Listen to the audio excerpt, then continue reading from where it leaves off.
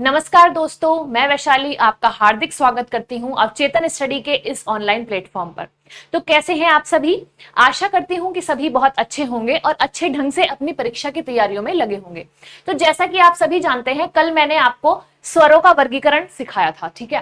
तो कुछ पार्ट जो है आपका स्वर का वो बच रहा था, आज हम उसे कंप्लीट करेंगे और साथ ही हम व्यंजन की शुरुआत करेंगे।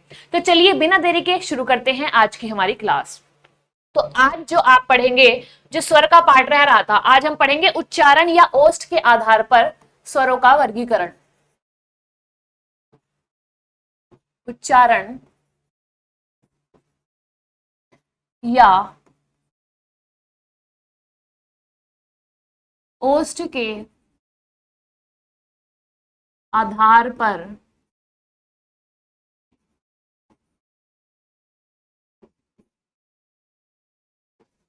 स्वरों का वर्गीकरण। तो ये आपका कितने प्रकार से होगा?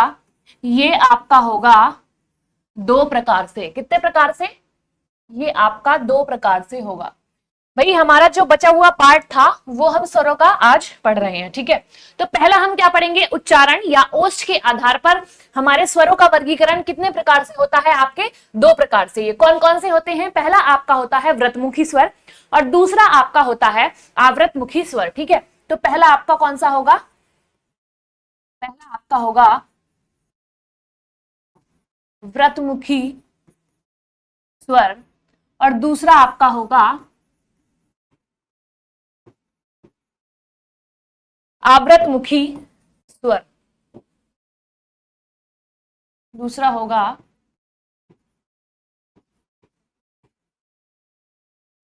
आवृतमुखी स्वर, ठीक है। तो पहला हम जानेंगे व्रतमुखी स्वर आपके कौन से होते हैं। भाई इन स्वरों के उच्चारण में आपके होठों का जो आकार है वो गोल हो जाता है, यानी जब हम ये अक्षर बोलेंगे तो हमारे जो होठ हैं वो राउंड शेप लेते हैं, ठीक है। तो हम इसकी परिभाषा क्या लिखेंगे?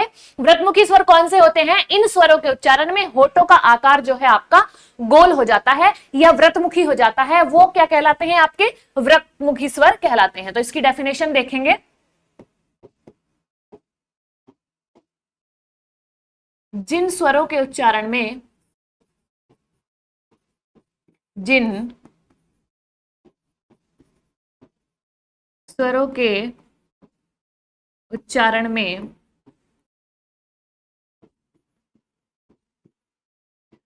होठों का आकार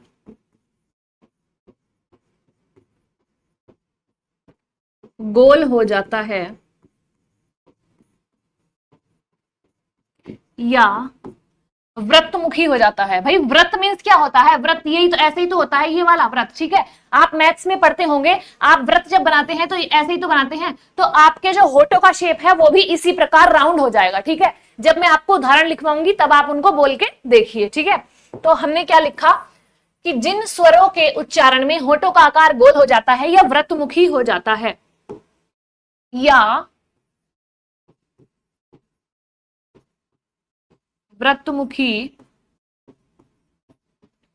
हो जाता है, वो आपके क्या कहलाते हैं? वह व्रतमुखी स्वर कहलाते हैं। ये इनकी संख्या कितनी होती है? इनकी संख्या होती है 4। कौन कौन से होते हैं? उ, ऊ, ओ और औ। इनकी संख्या कितनी होती है आपकी? इनकी संख्या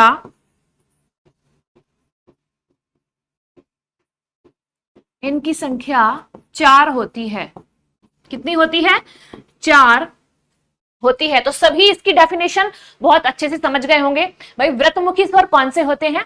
जिन स्वरों के उच्चारण में आपके होठों का आकार गोल होगा अथवा राउंड शेप वो ले लेंगे, ठीक है। तो वो आपके क्या कहलाएंगे? व्रतमुखी स्वर कहलाएंगे। अब जैसे मैंने आपको एग्जाम्पल बताया कि इनकी संख्या 4 होती है, ठीक है। 4 कौन कौन से होंगे? उ, ओ और औ। अब जब ये आप बोलकर देखेंगे, आप बोलकर देखिए, जैसे उ, ओ और औ। तो आपके जो होठ हैं वो राउंड शेप में बदल चुके हैं, ठीक है। तो आप याद रखेंगे तो व्रतमुखी स्वर कौन से होते हैं, जिनमें होठों का आकार गोल अथवा व्रतमुखी हो जाता है, वो आपके क्या कहलाते हैं, व्रतमुखी स्वर कहलाते हैं। सेकंड आता है आपका आवृतमुखी स्वर। अब आवृतमुखी स्वर क्या होते हैं, जस्ट व्रतमुखी का उल्टा आपको करना है, वो ही आप आवृतमुखी की डेफिनेशन लिख पाएंगे, ठीक है। जिन स्वरों के उच्चारण में होठ गोल नहीं होते, ठीक है भाई, इसमें आपके गोल हो रहे हैं, इसमें आपके गोल नहीं होंगे, ठीक है। तो आप बहुत अच्छे से ध्यान रखेंगे। अब चलिए इसकी डेफिनेशन हम लिख लेते हैं। भाई नेक्स्ट है आपका आवृतमुखी स्वर।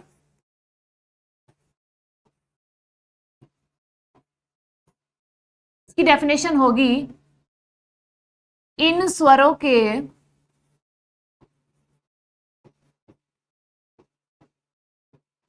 उच्चारण में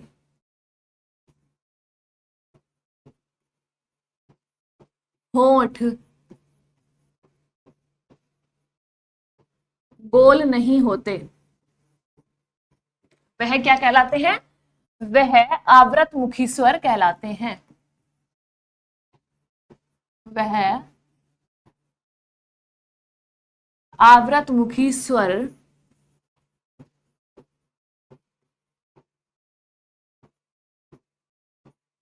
कहलाते हैं, ठीक है भाई। व्रत आवृतमुखी सभी समझ में आ गया होगा। व्रतमुखी की सीधी उल्टी डेफिनेशन आपको करनी है भाई। व्रतमुखी में आपके होठ गोल हो रहे थे, ठीक है, उनका आकार गोल हो रहा था। अब इसमें क्या हो रहा है, इन स्वरों के उच्चारण में होठ गोल नहीं होंगे, तो वो आपके क्या कहलाएंगे, वो आपके आवृतमुखी स्वर कहलाते हैं। इनकी संख्या होती है आपकी 6। कितनी होती है, 6। अब कौन कौन से होते हैं वो हम देख लेते हैं। ए आ, ई ए और ए, इनकी संख्या कितनी होती है आपकी, इनकी संख्या 6 होती है। इनकी संख्या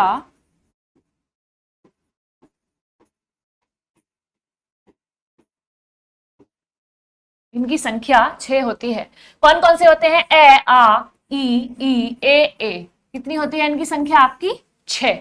तो जो मैंने आपको उच्चारण के आधार पर स्वरों की संख्या 10 बताई थी, वो यही वाले हैं भाई। व्रतमुखी आपके होंगे 4 और आवृतमुखी आपके होंगे 6। तो 6 + 4 हम करेंगे तो कितना हो जाएगा, 10। तो सभी को समझ में आ गया, उच्चारण के आधार पर स्वरों की संख्या कितनी होगी, 10, जिसमें हम री को काउंट नहीं करेंगे। तो सभी को बहुत अच्छे से व्रतमुखी और आवृतमुखी स्वर समझ में आ गए होंगे, ठीक है। सभी को समझ आ गए। अब आप नीचे उच्चारण के आधार पर स्वरों की संख्या 10 होती है, यहां पर एक नोट लिख लीजिए, ठीक है। वो यही वाले हैं, उच्चारण के आधार पर स्वरों की संख्या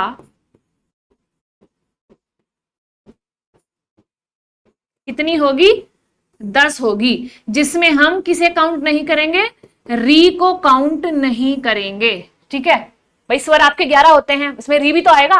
तो आपकी जो उच्चारण के आधार पर स्वरों की संख्या होगी वो कितनी होगी आपकी, 10 होगी। कितनी, 10। तो अब हम नेक्स्ट पेज पर चलते हैं। मैं आपको एक क्वेश्चन बताती हूं कि स्वर रहित व्यंजन जब स्वर सहित व्यंजन से मिलता है तो क्या बनता है, ठीक है। क्वेश्चन है आपका, ये आपका यूपी पुलिस में आ चुका है, ठीक है। वो मैं आपका प्रीवियस ईयर क्वेश्चन ये आपका करवा रही हूं भाई। स्वर रहित व्यंजन,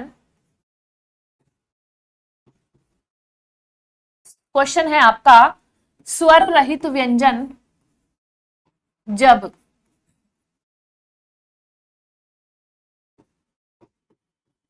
स्वर सहित व्यंजन से मिलता है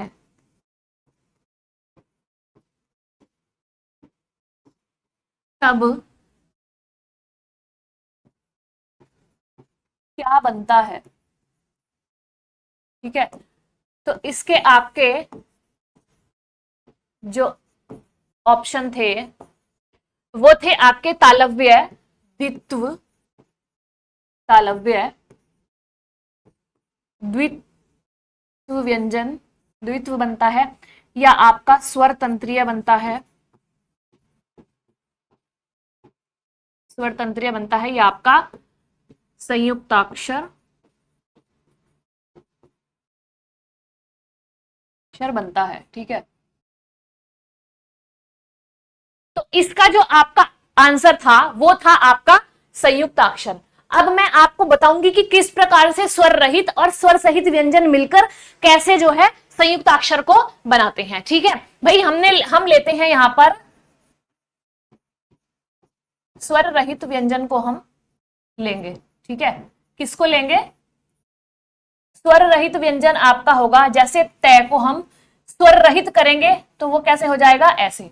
भाई तय ये आपका व्यंजन है, ठीक है, इसमें आपका ए का साउंड आ रहा है। ठीक है, आपको प्रॉपर समझ में आ रहा होगा। भाई तय आप बोलकर देखिए, तय, तो तय में ए का साउंड आ रहा है, यानी ये आपका प्रॉपर व्यंजन है। अब मैं इसको अगर स्वर रहित करूंगी तो मैं तय के नीचे हलंत लगा दूंगी। ठीक है, जब हम किसी अक्षर के नीचे हलंत लगा देते हैं तो वो स्वर रहित हो जाता है, यानी क्या बन जाता है आपका?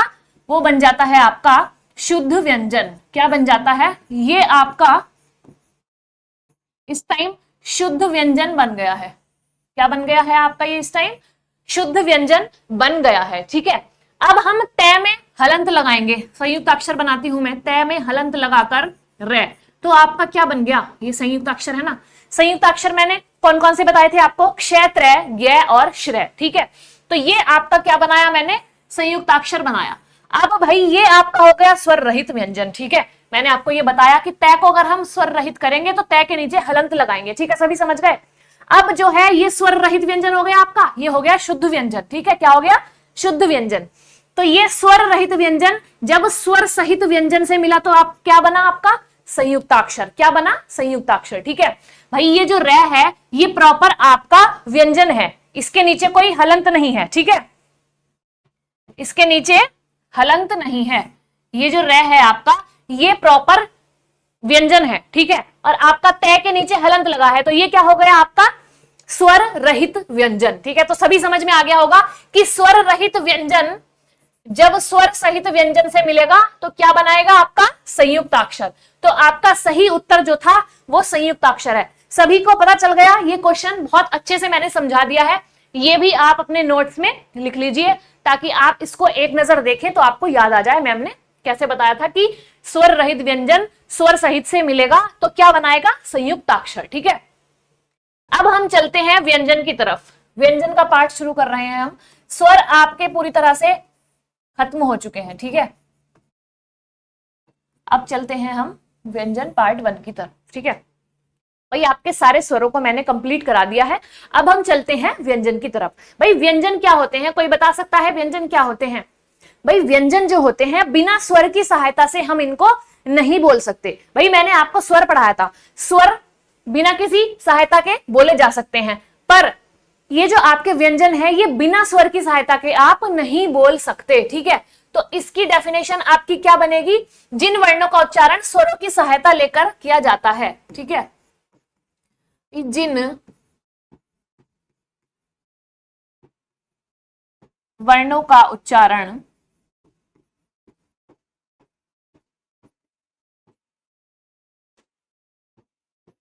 स्वर की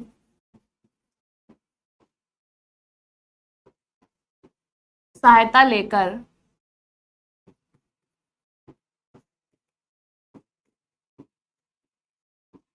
किया जाता है वो व्यंजन, वह व्यंजन कहलाते हैं। वह क्या कहलाते हैं? वह व्यंजन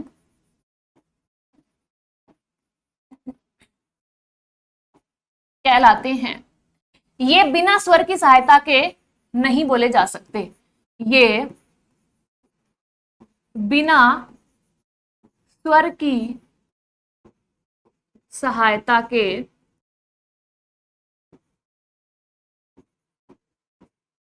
नहीं बोले जा सकते।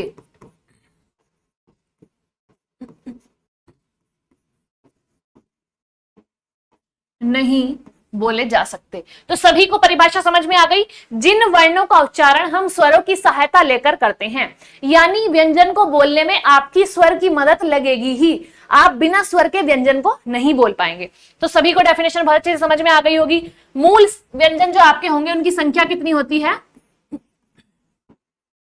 मूल व्यंजनों की संख्या जो आपकी होगी वो आपकी होगी 33। कितनी होगी? 33।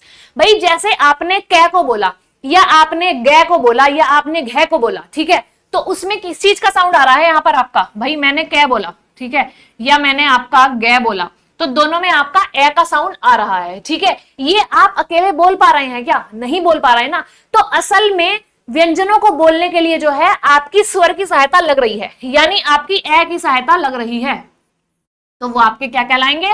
व्यंजन कहलाएंगे। इसमें आपकी ए की सहायता लग रही है। भाई कै को हम कैसे बनाएंगे? कै प्लस ए, तभी तो आपका कै बनेगा, ठीक है। तो सभी को समझ में आ गया होगा व्यंजन बहुत अच्छी तरीके से, कि व्यंजन जो है आपके बिना स्वर की सहायता से नहीं बोले जा सकते, ठीक है। अब हम देख लेते हैं व्यंजन आपके कौन कौन से और कितने प्रकार के होते हैं। भाई मूल व्यंजनों की संख्या मैंने आपको कितनी बताई? 33 बताई, ठीक है। अब हम जैसे आपने कब बोला, भाई कै और बे व्यंजन का मैं आपको बता रही हूं कि भाई आपने कब बोला, तो ये जो कै और बे हैं दोनों व्यंजन हैं, ठीक है, ये दोनों प्रॉपर व्यंजन है, पर इनको बोलने के लिए हमें अ की आवश्यकता पड़ रही है, ठीक है। ये बिना अ के थोड़ी ना बोले जा सकते हैं, तो आपका क्या हो गया? ये व्यंजन कहलाएगा, ठीक है। अब मैं चलती हूं, आपको एक छोटा सा वर्णमाला का चार्ट बना देती हूं जिससे आपको प्रॉपर समझ में आ पाए, ठीक है। और स्पर्श व्यंजन की संख्या आपकी कितनी होगी? 25। कितनी होगी? स्पर्श व्यंजन आपके होंगे 25।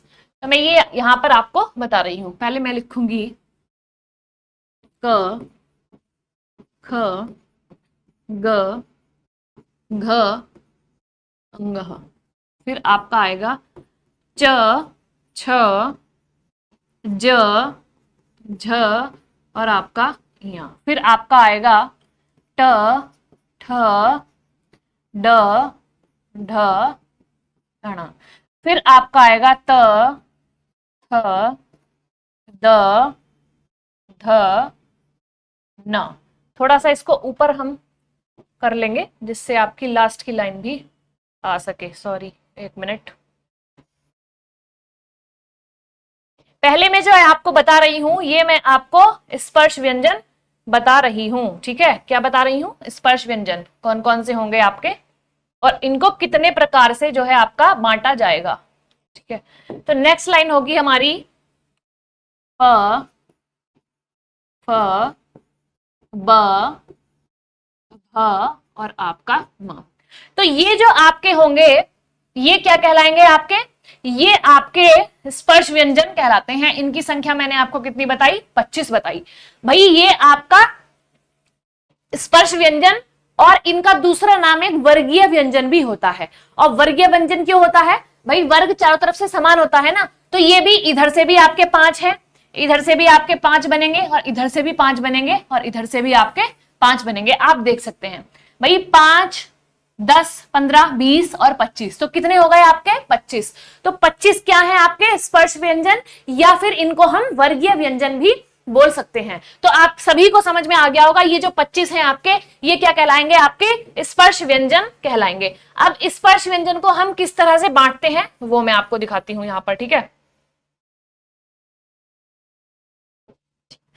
स्पर्श व्यंजन को हम जो बांटेंगे वो बांटेंगे 16, 5 और 4 के आधार पर, ठीक है।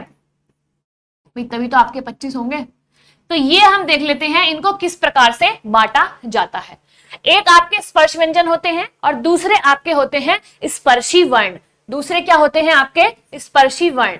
ये ध्यान रखिएगा, स्पर्शी वर्ण और स्पर्शी व्यंजन जो होते हैं वो अलग होते हैं। स्पर्शी वर्णों की संख्या आपकी कितनी होती है? 16। कितनी होती है? 16। तो वो कौन कौन से 16 होते हैं हम वो देखेंगे। नेक्स्ट मैंने आपको 5 लिखवाया है, तो आपके इसमें आएंगे नासिक्य व्यंजन। क्या आएंगे आपके? नासिक्य व्यंजन की संख्या कितनी होगी? 5। नासिक्य, समझ जाना आप, व्यंजन की संख्या आपकी कितनी होगी? 5, ठीक है। नेक्स्ट आपका 4 है, तो ये जो 4 है ये होंगे आपके स्पर्श संघर्षी व्यंजन। कौन से होंगे? नेक्स्ट होंगे आपके स्पर्श संघर्षी। व्यंजन। तो ये आपके कितने होंगे? 4। तो हमने 25 को 3 आधारों पर बांट लिया है। पहला है आपका स्पर्शी वर्ण जो आपके 16 होते हैं, फिर है आपका नासिक्य व्यंजन जो आपके 5 होते हैं, स्पर्श संघर्षी व्यंजन जो आपके 4 होते हैं। अब इस चार्ट में बताऊंगी आपको कि कौन कौन से किस तरह से होते हैं, ठीक है। तो पहले हम देख लेते हैं नासिक्य व्यंजन को। तो नासिक्य व्यंजन आपका 5वां वर्ग, मैंने आपको पहले भी पढ़ा चुकी हूं कि हर वर्ग का 5वां अक्षर आपका क्या कहलाएगा? नासिक्य व्यंजन, या इनको हम पंचमाक्षर भी कहते हैं। तो ये वाले 5 आपके समझ में आ गए। ये कौन से हैं आपके? नासिक्य, ये वाले 5 सभी को समझ आ गया। ये आपके होंगे नासिक्य जो होंगे 5। अब हम चलते हैं ये वाले 4 की तरफ। भाई ये वाले 4 आपके कौन से होंगे? ये वाले 4 आपके होंगे ये, जिन पर मैंने व्हाइट से सर्कल किया है, च छ ज झ। ये आपके क्या होंगे? स्पर्श संघर्षी। कौन से होंगे? ये होंगे आपके स्पर्श संघर्षी। बाकी जो बचे आपके 16 बचे, कितने बचे? 16। 1 2 3 4 5 6 7 8 9 10 11 12 13 14 15 16। बाकी जो सारे बचे हुए हैं भाई, 5 को मैंने अलग कर दिया, 4 को मैंने अलग कर दिया, बाकी सारे जो बचे हैं वो आपके क्या कहलाएंगे? स्पर्शी वर्ण कहलाएंगे। कौन कौन से? कलर मैं दूसरा ले लेती हूं जिससे आपको प्रॉपर समझ आ जाए। भाई ये वाला कलर नहीं, सॉरी, हाँ ये वाला ले लेते हैं। ये आपके कौन से होंगे? स्पर्श संघर्षी। ऑरेंज वाले बॉक्स में जो मैं बना रही हूं वो आपके होंगे 16 स्पर्शी वर्ण, ठीक है। आप सभी को बहुत अच्छे से समझ में आ रहा होगा। भाई जो मैंने ऑरेंज बॉक्स में बनाए हैं 16, वो आपके कौन से होंगे? स्पर्शी वर्ण होंगे। जो मैंने 4 व्हाइट बॉक्स में बनाए हैं वो आपके कौन से होंगे? वो होंगे आपके स्पर्श संघर्षी। बाकी जो व्हाइट बॉक्स में एक बना है 5, वो आपका होगा नासिक्य व्यंजन। तो सभी को जो 25 स्पर्श व्यंजन है उनको कितने प्रकार से बांटा जाता है, सभी को समझ में आ गया। उनको हम 16, 5 और 4 के आधार पर बांटते हैं। भाई 5 आपके होते हैं नासिक्य व्यंजन, 4 आपके होते हैं स्पर्श संघर्षी, और आपके जो 16 होते हैं वो होते हैं आपके स्पर्शी वर्ण। तो सभी को बहुत अच्छे से समझ में आ गई होगी ये वाली बात। अब हम चलते हैं नेक्स्ट पार्ट पर। स्पर्श व्यंजन की परिभाषा को देखते हैं कि स्पर्श व्यंजन की परिभाषा आपकी कौन सी होती है। भाई आपका स्पर्श व्यंजन की परिभाषा को देखेंगे। स्पर्श व्यंजन, स्पर्श व्यंजन आपके क्या होते हैं? जिन व्यंजनों के उच्चारण के समय जीभ मुंह के किसी ना किसी हिस्से को स्पर्श करती है वो आपके क्या कहलाते हैं? स्पर्श व्यंजन। भाई जिन वर्णों के उच्चारण में, जिन वर्णों के उच्चारण में जीभ मुंह के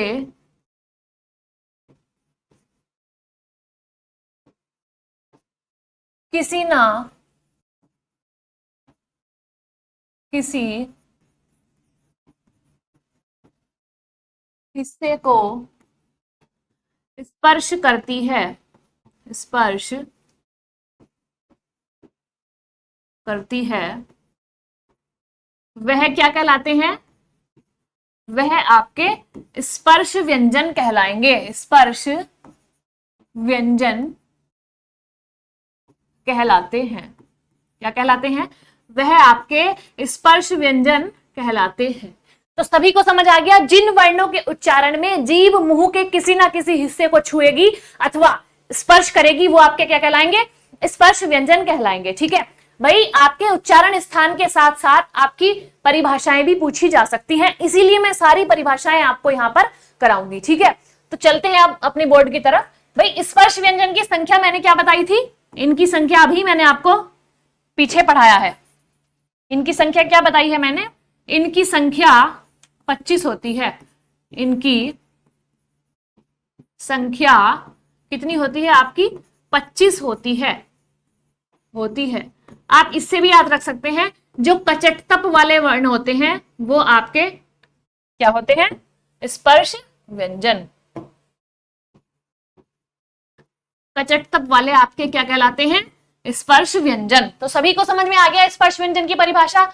ठीक है। इसका अन्य नाम भी होता है एक, वो क्या होता है? इसका अन्य नाम उदित व्यंजन के नाम से भी हम इसको जानते हैं। किसके नाम से जानते हैं? उदित व्यंजन।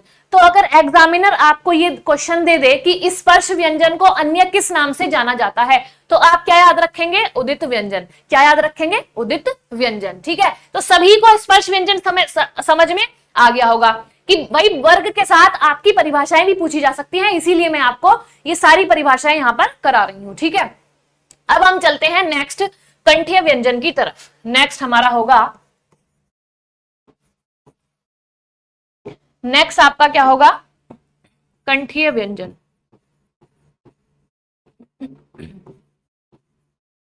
नेक्स्ट है आपका कंठीय व्यंजन। कंठीय व्यंजन क्या होंगे भाई? जिन वर्णों के उच्चारण करते समय हमारी जीभ का पिछला हिस्सा कंठ को स्पर्श करेगा, तो वो क्या आप कहलाएंगे? आपके कंठीय व्यंजन। इसकी परिभाषा देख लेते हैं। जिन वर्णों का उच्चारण करते समय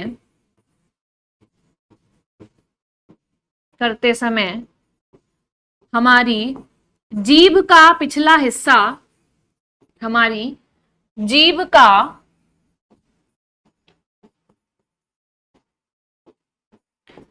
पिछला हिस्सा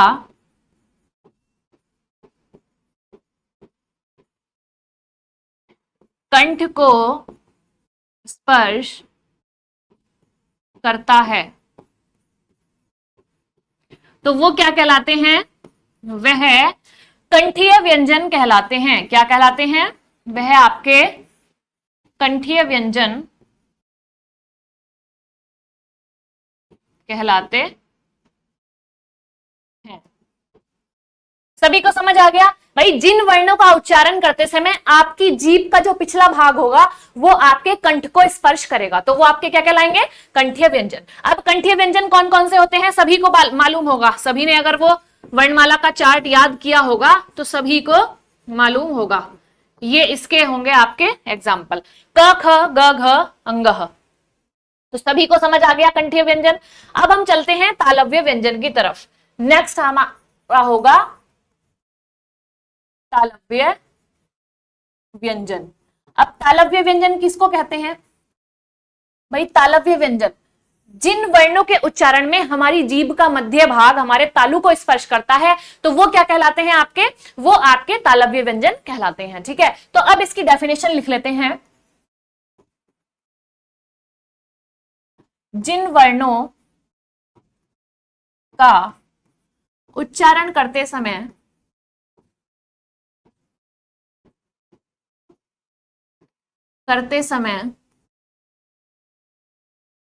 जीभ का मध्य भाग, कौन सा भाग? जीभ का मध्य भाग तालु को स्पर्श करता है। किसको स्पर्श करता है भाई? तालव्य व्यंजन है तो तालव्य को ही तो स्पर्श करेगा। तालु को स्पर्श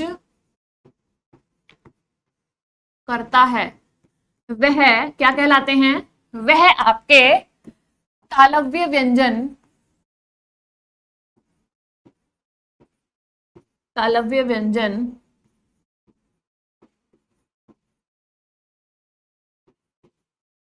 कहलाते हैं। ठीक है, सभी को समझ में आ गया भाई? जैसे हम कंठ से स्टार्ट कर रहे हैं भाई, कंठीय व्यंजन, फिर उसके बाद में आपको तालव्य व्यंजन पढ़ा रही हूं। ठीक है, फिर आपका मूर्धन्य आएगा, फिर दंतव्य आएगा और फिर आपका औष्ठ्य आएगा। भाई कंठ में क्या हुआ कि कंठ में जो है हमारी जीभ का पिछला भाग, ठीक है, जीभ, सभी ध्यान से सुनेंगे, कंठ में क्या हुआ? हमारी जीभ का पिछला हिस्सा जब कंठ को स्पर्श कर रहा है तो वो क्या कहलाएंगे? आपके कंठीय व्यंजन। सेकंड आपका आता है तालु, तो पिछले के बाद आपका क्या आता है? मध्य भाग ही तो आएगा जीभ का, तो फिर आपकी मध्य भाग जो है जीभ का वो तालु को स्पर्श करेगा, तो वो आपके क्या हो गए? तालव्य व्यंजन। तीसरा जो मैं आपको पढ़ाऊंगी वो है मूर्धा, तो जो मूर्धा से बोले जाएंगे वो आपके क्या होंगे? मूर्धन्य। ठीक है, तो सभी इसी प्रकार से याद करेंगे, बहुत इजीली याद हो जाएगा। अब इसके जो उदाहरण है वो आपके कौन कौन से होंगे? च, छ, ज, झ और आपका य। ठीक है, तो सभी को तालव्य व्यंजन भी समझ आ गया होगा। नेक्स्ट आते हैं हम मूर्धन्य व्यंजन पर। नेक्स्ट आपका होगा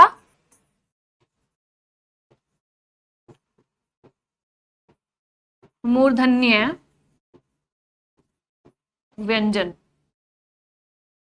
ठीक है, नेक्स्ट आपका होगा मूर्धन्य व्यंजन। तो मूर्धन्य व्यंजन कौन से होते हैं भाई? जिन वर्णों का उच्चारण हम हमारे मूर्धा से करते हैं। मूर्धा यानी मुख, ठीक है, मुख यानी मूर्धन्य, मूर्धा, ये दोनों चीज हम इनको बोल सकते हैं। तो जिन वर्णों का उच्चारण हम अपनी मूर्धा द्वारा करते हैं वो आपके क्या कहलाते हैं? मूर्धन्य व्यंजन। तो आप यहां लिखेंगे डेफिनेशन में, जिन वर्णों का उच्चारण, जिन वर्णों का उच्चारण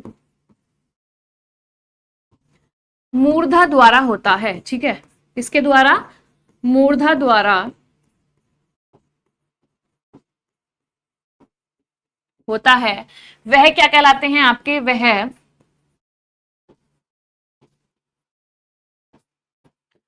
मूर्धन्य व्यंजन कहलाते हैं। ठीक है, वह क्या कहलाएंगे आपके? मूर्धन्य व्यंजन कहलाएंगे। अब मूर्धन्य के उदाहरण कौन कौन से हैं? मैंने आपको बताया था कि ट वर्ग में ऋषि आते हैं, ऐसे ऋषि आते हैं, ठीक है, तो उसमें पूरा ट वर्ग और आपका ऋषि, ठीक है, वो आपका इसमें आएगा। तो आपका आएगा इसमें ट, ठ, ड, ढ और आपका न। तो आपका मूर्धन्य व्यंजन के उदाहरण ये मैंने यहां पर लिख दिए हैं। तो सभी को तालव्य व्यंजन और मूर्धन्य व्यंजन बहुत अच्छे से समझ आ गया होगा। अब चलते हैं हम दंतव्य व्यंजन की तरफ। ठीक है भाई, हमारा चौथा क्या होगा? दंतव्य व्यंजन।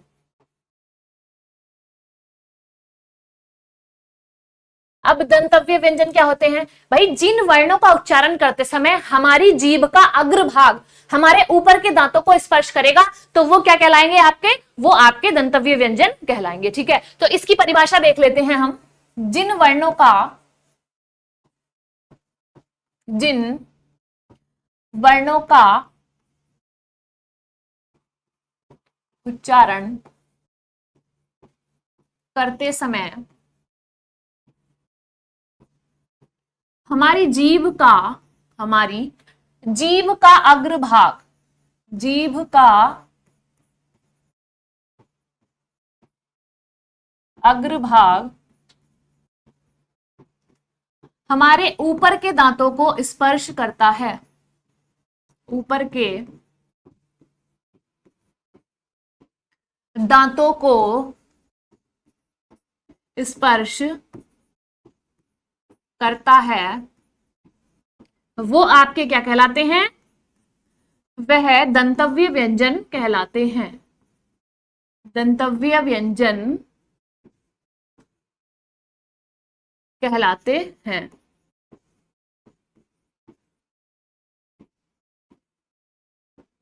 कहलाते हैं, ठीक है। इसके उदाहरण आपके क्या होंगे? त, थ, ध, द, ध और आपका न। इसके उदाहरण क्या होंगे? न। भाई इन शब्दों को आप, सॉरी, इन वर्णों को आप बोलकर देखिए, त, थ, द, ध, न। तो जो आपकी जीभ का अग्र भाग होगा, यानी अगला भाग, वो आपके ऊपर के दांतों को स्पर्श कर रहा होगा, ठीक है, तो वो आपके क्या कहलाएंगे? दंतव्य व्यंजन कहलाएंगे। तो सभी को दंतव्य व्यंजन की परिभाषा बहुत अच्छे से समझ में आ गई होगी कि जिन वर्णों का उच्चारण करते समय हमारी जीभ का अग्रभाग हमारे ऊपर के दांतों को स्पर्श करता है, वो आपके क्या कहलाते हैं? वो आपके दंतव्य व्यंजन कहलाते हैं। अब नेक्स्ट आता है हमारा ओष्ठीय व्यंजन। ठीक है, नेक्स्ट आपका क्या आएगा? ओष्ठीय व्यंजन। ये परिभाषाएं मैं आपको इस तरह से याद करा रही हूंगी कि साथ साथ आपकी याद हो रहे हैं, ठीक है, इनको दोहराने की आपको कोई जरूरत नहीं होगी, मैं इस तरीके से आपको ये पढ़ाकर चल रही हूं, ठीक है। फिर भी रिवीजन करना आपका काम होगा, हम रिवीजन से ही बहुत बेस्ट बन सकते हैं, ठीक है। तो आपका आएगा अब ओष्ठीय व्यंजन। तो इसकी डेफिनेशन क्या होगी? जिन वर्णों का उच्चारण हमारे होठों द्वारा होता है, ठीक है, इनका उच्चारण किसके द्वारा होगा? होठों का। होठ आपके आपस में मिलेंगे इनको बोलते हुए, ठीक है। तो इसकी डेफिनेशन क्या बनी? जिन वर्णों का उच्चारण, जिन वर्णों का, जिन वर्णों का उच्चारण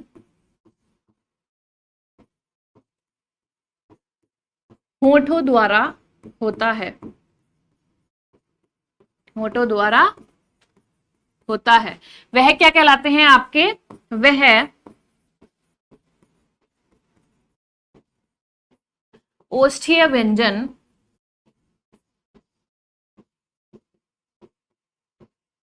कहलाते हैं।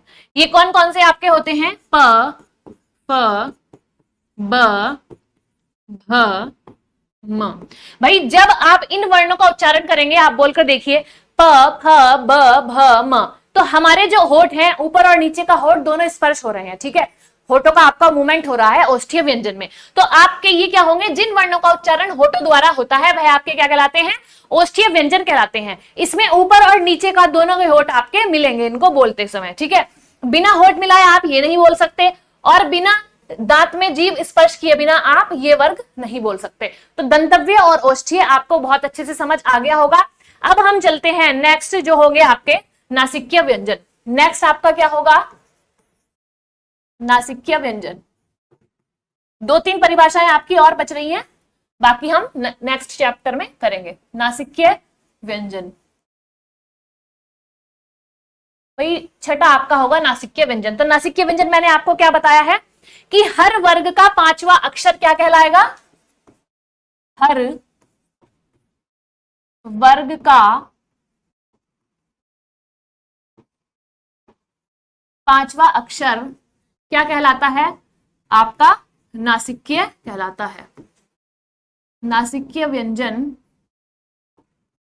कहलाता है, कहलाता है। इसके उदाहरण आपके कौन कौन से होंगे? अंगः, इय, अण, न और आपका म। तो सभी को नासिक्य व्यंजन समझ आ गया। हर वर्ग का पांचवा अक्षर नासिक्य व्यंजन कहलाएगा। इसके उदाहरण मैंने यहां पर लिख दिए हैं, ठीक है। नेक्स्ट है आपका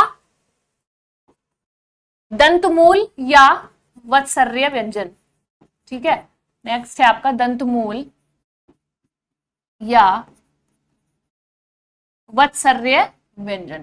भाई दंतमूल या वत्सर्य क्या होते हैं? जिन वर्णों का उच्चारण करते समय हमारी जीभ मसूड़ों से, ऊपर के मसूड़ों से टच करेगी तो वो आपके क्या कहलाएंगे? दंतमूल या वत्सर्य व्यंजन कहलाएंगे। इन व्यंजनों का उच्चारण करते समय, इन व्यंजनों का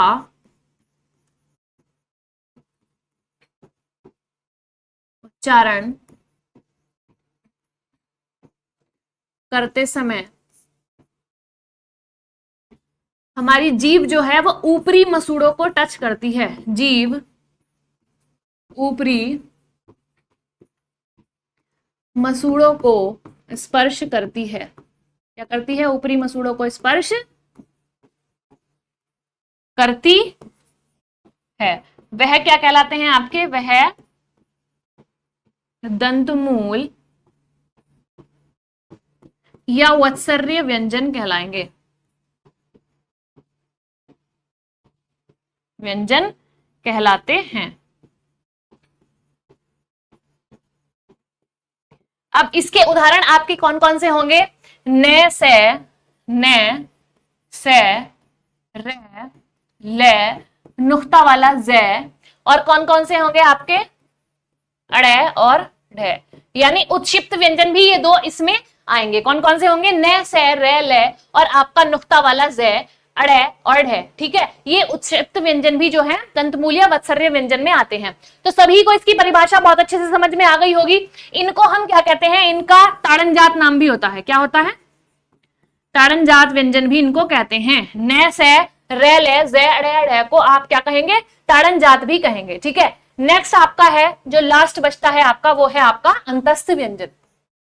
नेक्स्ट क्या है आपका? अंतस्थ व्यंजन। तो अंतस्थ व्यंजन क्या कहलाते हैं?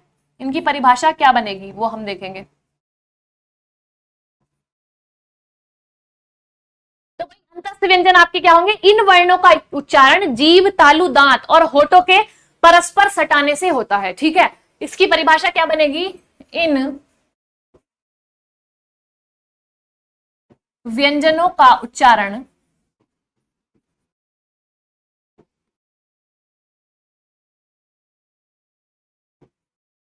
जीभ तालु दांत के परस्पर सटाने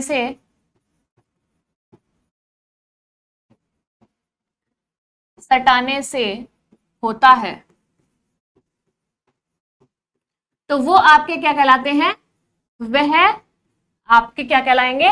अंतस्थ व्यंजन कहलाएंगे। वह अंतस्थ व्यंजन कहलाते हैं। अब इनके उदाहरण आपके कौन कौन से होते हैं वो हम देख लेते हैं। भाई ये होते हैं आपके य, व, रे और आपका ल।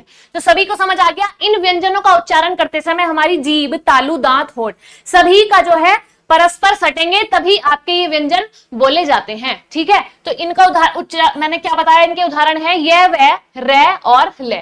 भाई ये और व को हम आपका अर्ध स्वर भी बोलते हैं। क्या बोलते हैं? ये और वे आपके क्या कहलाते हैं? अर्ध स्वर कहलाते हैं। अर्ध स्वर कहलाते हैं। अब किस प्रकार से कहलाते हैं और क्यों कहलाते हैं हम देखते हैं। भाई ये और वे, ठीक है, मैंने आपका एक उदाहरण लिखा कौवा, ठीक है, और एक मैंने लिखा आपका कौवा। क्या लिखा? कौवा। तो ये आपके दोनों ही सही लिखे हुए हैं, ये दोनों ही आपके सही माने जाते हैं। भाई ए आपका स्वर है, तो स्वर की जगह हम किसका प्रयोग कर रहे हैं? व्यंजन का, यानी वे का। तो ये और वे आपके क्या कहलाएंगे? अर्ध स्वर कहलाते हैं। भाई एक आपका मैंने ये लिख दिया, एक मैं लिखती हूं आपका उदाहरण महिलाएं, ठीक है, तो महिलाएं आपका ये वाला भी सही है, और दूसरा महिलाएं मैंने लिखा एक इस प्रकार, तो ये भी आपके दोनों महिलाएं सही लिखे हुए हैं। भाई ए आपका स्वर है, और स्वर की जगह मैंने किसका यूज किया? ये का। तो ये और वे आपके क्या कहलाए? अर्ध स्वर कहलाते हैं। ठीक है, सभी समझ में आ गया? अब आपके बचता है यह रे। तो रे को हम क्या कहेंगे? रे को हम प्रकंपित व्यंजन भी कहते हैं। क्या कहते हैं? प्रकंपित व्यंजन भी कहते हैं। अब प्रकंपित इसको क्यों कहेंगे? प्रकंपित यानी कांपना। भाई जब आप रे का उच्चारण करते हैं तो हमारी जीभ में एक वाइब्रेशन होता है, हमारी जीभ जो है वो कांपती है। ठीक है, क्या करती है? कांपती है। आप बोलकर देखिए, र जब आप बोलेंगे तो आपकी जीभ में अजीब सा वाइब्रेशन होता है, तो इसीलिए इसको क्या कहते हैं? प्रकंपित। या इसको एक कहते हैं लुंठित व्यंजन भी कहा जाता है। इसका दूसरा नाम क्या है आपका? लुंठित व्यंजन। क्या है? लुंठित व्यंजन। तो रे को आप सभी समझ गए हैं। अब बचता है हमारा ले। तो ले को हम क्या कहेंगे? पार्श्विक व्यंजन बोलेंगे। इसको क्या बोलेंगे? ले को हम कहेंगे पार्श्विक व्यंजन। अब पार्श्विक व्यंजन इसको क्यों कहते हैं? क्योंकि पार्श्विक व्यंजन जीभ के पिछले हिस्से से बोला जाता है। ले को हम जीभ के पिछले हिस्से से बोलते हैं, जीभ के पिछले हिस्से से ये आपका बोला जाता है, जीभ के पिछले हिस्से से। तो इसको क्या हम बोलेंगे? इसको हम बोलेंगे पार्श्विक व्यंजन। तो सभी को अंतस्थ व्यंजन समझ में आ गए। इन व्यंजनों का उच्चारण जीभ, तालु, दांत व ओष्ठ के परस्पर सटाने से होगा, वह अंतस्थ व्यंजन आपके कहलाते हैं। यह, वह, रे, ले। यह और वह को हम अर्ध स्वर के रूप में भी जानते हैं, क्योंकि हम यहाँ पर स्वर की जगह आप व का इस्तेमाल कर रहे हैं, यानी व्यंजन का इस्तेमाल कर रहे हैं। तो आपके ये और वह समझ में आ गए। रे हुआ आपका प्रकंपित व्यंजन या लुंठित व्यंजन। प्रकंपित आपका इसलिए हुआ क्योंकि इसको बोलते समय हमारी जीभ में वाइब्रेशन होता है, हमारी जीभ जो है कांपती है। आप बोलकर भी देख सकते हैं। तो ये प्रकंपित इसलिए कहलाता है। नेक्स्ट हुआ आपका ले। ये पार्श्विक व्यंजन कहलाता है, ये जीभ के पिछले हिस्से से बोला जाता है। तो आशा करती हूं सभी को मेरी ये व्यंजन की सारी परिभाषाएं बहुत अच्छे से याद हो गई होंगी। व्यंजन का हमारा भी पार्ट बच रहा है, वो हम करेंगे आपका कल नेक्स्ट क्लास में। ठीक है, तो तब तक के लिए धन्यवाद। हंसते रहिए, मुस्कुराते रहिए और अपनी परीक्षा की तैयारी को बहुत अच्छे ढंग से करते रहिए। धन्यवाद।